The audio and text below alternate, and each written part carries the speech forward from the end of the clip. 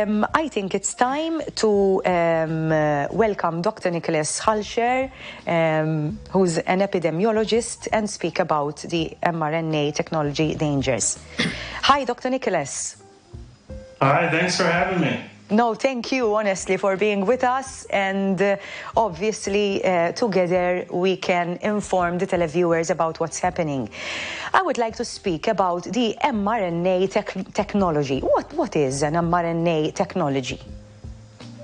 Yeah, so mRNA technology is not anything like classic and normal vaccines that people are used to. mRNA technology is actually genetic code contained within what's called a lipid nanoparticle, which are these small kind of fat-like bubbles that once it's injected into your arm, it actually goes into every single organ system. And then so this mRNA that's within that bubble actually goes into your cells in every single organ system and instructs those cells to make the toxic full-length spike protein, which has now been shown in over 300 peer-reviewed studies to be extraordinarily toxic to every single type of cell in your body.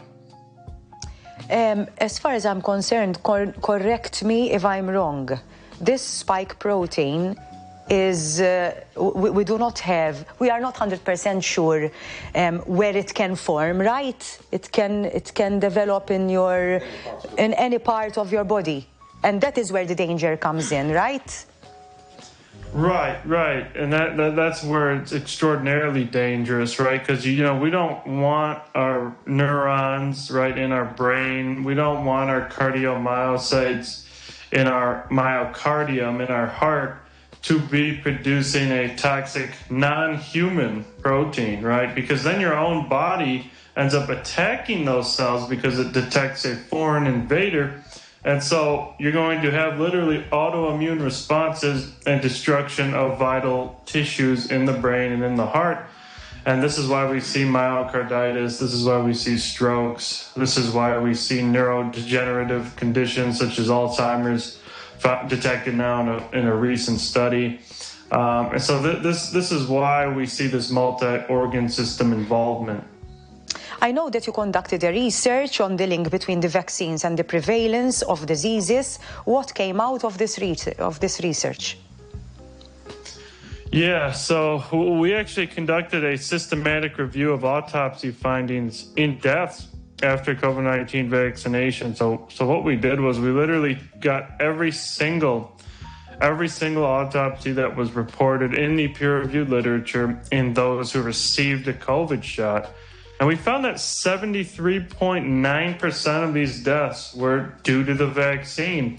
And we also concluded that there is a extraordinarily high likelihood of a causal link between COVID-19 vaccination and death. Right, currently regulatory agencies do not acknowledge the fact that they can cause death, but we found without a doubt that they do, and they do via multiple organ systems, including cardiovascular, neurological, hematological, immunological, and multi-system involvement. What can you tell us about the latest vaccine in the USA? Yeah. This one shocks me. I can't believe it. So it's called mNEATHSPIKE. Nex, N-E-X in Latin means violent death. So it's actually called mDEATHSPIKE.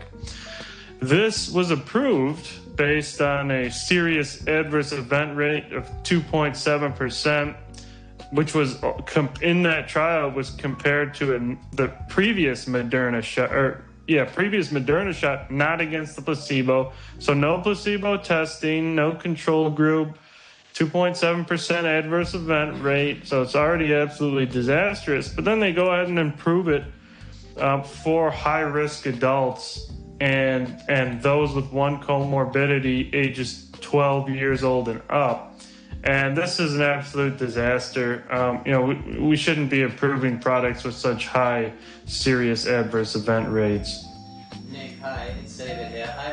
The FDA and others do include death as a warning in labels on a variety of other products. Are you saying that they don't do it for the vaccine? Correct.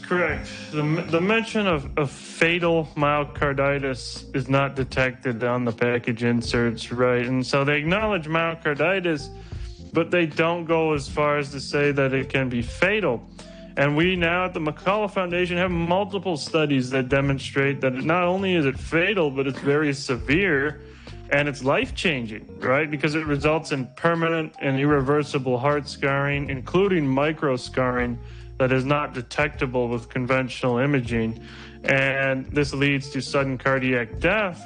And many people are asymptomatic, so they are unaware they have this myocarditis. And it leads to electrical conduction abnormalities in the heart. And unfortunately, these sudden cardiac arrests. Were you encouraged by today's announcement, or yesterday's announcement as it was, of the change in the Vaccine Approval Board?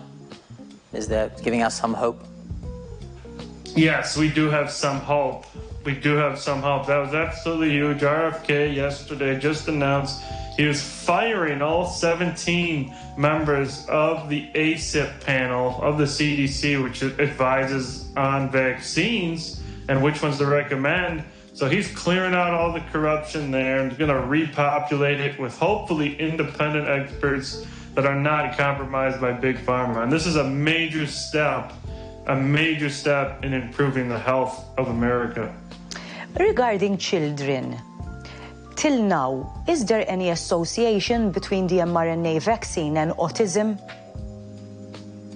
There is some evidence to lead us to believe that the mRNA shots can lead to autism. There has been a rat study where they actually injected pregnant rats with mRNA shots, particularly Pfizer, and the offspring had autism-like behaviors and brain damage, right? So we know it can happen in an animal model experimentally, but this has yet to be tested in humans. But it wouldn't surprise me.